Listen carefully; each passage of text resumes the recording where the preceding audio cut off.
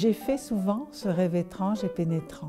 Vous reconnaissez peut-être le premier vers du poème de Paul Verlaine, « Mon rêve familier ». Je fais souvent ce rêve étrange et pénétrant avec Paul que nous devenions prophètes les uns pour les autres. Qu'est-ce qu'un prophète?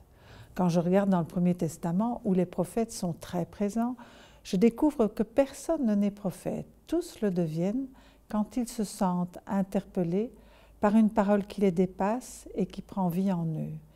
Même si Jérémie peut dire à Dieu « Tu m'as choisi dès le ventre de ma mère ». Ce n'est pas un choix d'être prophète, c'est une réponse à un appel. Cela pourrait-il être une réponse à l'appel de notre baptême? Être prophète, c'est parler de la part de Dieu. Le livre de la Genèse et le livre de la vie m'apprennent que nous sommes faits à l'image de Dieu. Habités de son souffle, nous avons une petite parcelle de divin en nous. Si Dieu m'habite au plus profond, il habite aussi mon frère. Être prophète serait alors rayonner la part de Dieu qui est en moi et à travers une parole rejoindre la part de Dieu qui est dans l'autre.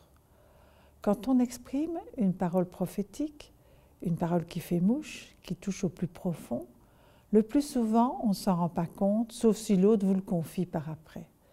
Car la parole prophétique n'est possible que dans l'humilité. La parole prophétique, elle passe à travers nous, à notre corps défendant, si on s'abandonne dans l'humilité à la présence de Dieu en nous. Si on est rempli de soi, sa parole dégouline de suffisance et ne fait du bien qu'à soi et encore. C'est ce que Paul nous dit dans l'extrait de ce matin, en faisant la différence entre parler pour son compte ou parler pour construire l'humain en chacun, selon le rêve de Dieu pour l'homme. Un rêve qui peut devenir réalité.